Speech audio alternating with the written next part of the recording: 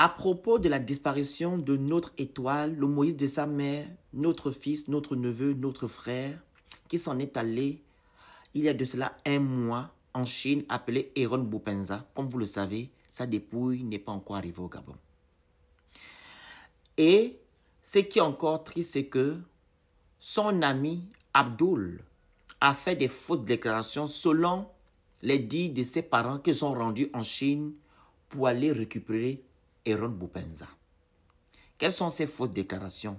Il aurait dit à la justice chinoise qu'ils sont parents et que le père Aaron l'avait adopté.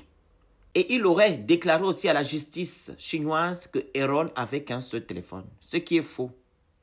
Et Aaron avait 2 téléphones.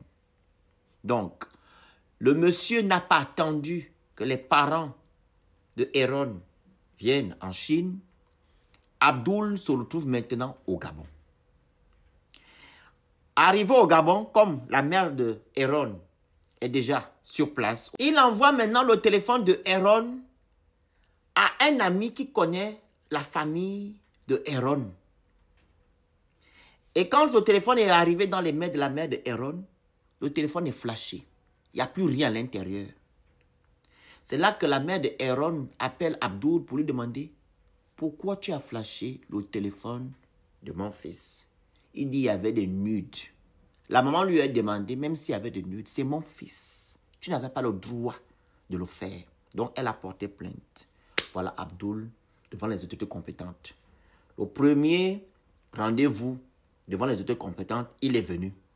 Et on l'a encore convoqué pour la 2e fois. Il dit maintenant qu'il ne peut plus se rendre là-bas. Il attend son avocat. Et depuis lors, rien ne bouge. Et les autorités chinoises ne veulent pas remettre la vidéo qui nous prouve que Aaron est tombé du 11e étage. Et ce qui est encore lamentable, c'est que les garde-fous sont très élevés et les gens disent, qui sont sur place, que c'est impossible que ce jeune homme-là tombe comme ça. Il y a anguille sous roche. Donc, j'interpelle ici les autorités gabonaises de saisir les autorités chinoises afin de mettre une lumière sur cette affaire.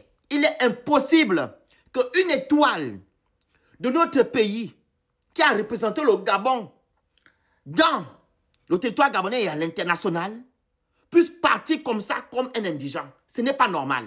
Et que le témoin oculaire, qui est Abdul, vienne dire à la famille ce qui s'est réellement passé. Parce qu'il n'est pas logique que jusqu'à présent, il n'a pas encore vu la mère d'Abdul. Il fuit pourquoi? Pourquoi a-t-il peur? Alors, si ta conscience ne te reproche de rien, tu vas tranquillement vers la famille de ton petit frère que tu as tant aimé, qui t'a aidé, pour leur dire ce qui s'est passé et de soutenir cette famille parce qu'ils ne verront plus leur enfant. Et toi, tu étais le dernier à être avec leur enfant.